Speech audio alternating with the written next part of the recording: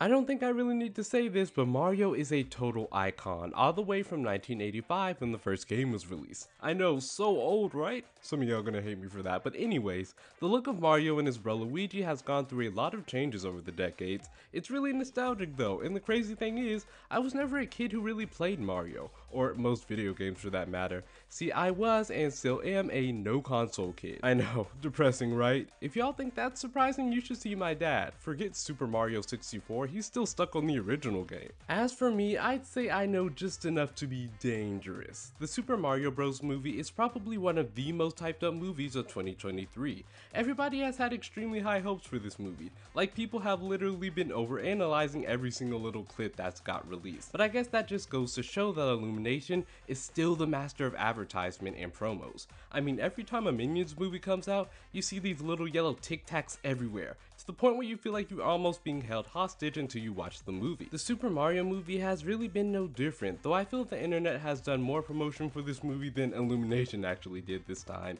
Anyways, enough about this stuff. You're probably wondering, how's the actual movie? In a word, not bad. I went into this movie excited, but with subdued expectations. It is still Illumination.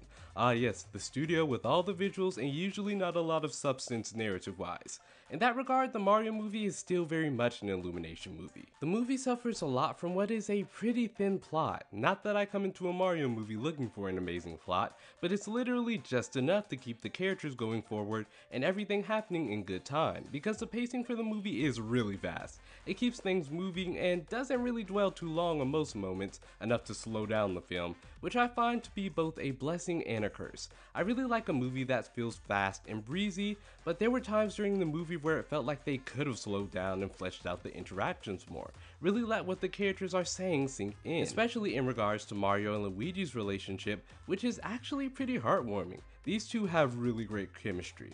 Charlie Day does a good Luigi as expected, while Chris Pratt's Mario was just okay to me. I didn't find his performance particularly amazing, especially in reference to what most of us were expecting, but I think he does a good enough job considering the parameters. And the supporting cast does pretty well too. Key as Toad is just a joy, and Jack Black's Bowser is hilariously over the top, especially in his lust for Peach. Yep, that is the extent of his motivation, that and some other stuff, but I took an oath not to spoil. Keegan and Jack are easily standouts in the cast. A celebrity voice cast that would make even a DreamWorks movie look subdued. I feel like the practice of celebrity voice casting would be more acceptable if, hey, the voices actually felt like they were the best match for the characters and not some commercial gimmick. This just also happens to be a different case because we've heard Mario's voice in the past, so Chris's was already going to be compared. I would say oddly enough the movie's biggest sin is probably just how long it keeps Mario and Luigi apart from each other, which happens pretty early on when Mario and Luigi wander into a warp pipe under Brooklyn that sucks them into a whole new universe.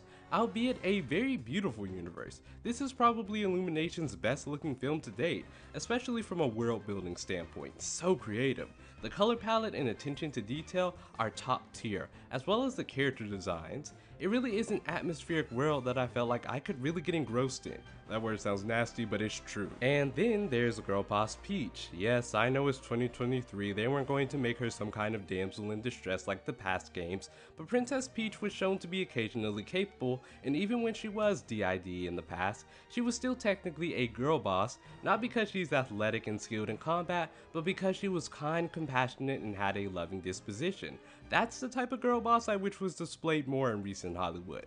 To be fair, the movie does do a mostly good job of balancing her go-getter attitude with the softer and sweeter side she's known for, but you just can't help but feel Peach has become a slightly less aggressive Daisy. Daisy got those moves. I have to say though, when it comes to action sequences, this movie really delivers. They feel so energetic and fast paced, with some variation between a side-scrolling perspective like the original games and a more immersive first-person one. I envy anyone who gets to see this movie in 4D, man that sounds awesome. I'm already drooling. Wish I could say the same for the humor, which I'ma be honest I found to be a little hit or miss. There were some really funny jokes in this movie, and then some that felt a little off timing wise. Almost like, am I supposed to be laughing at this? For example, DK as a whole. How much you enjoy him literally comes down to how much you like Seth Rogen.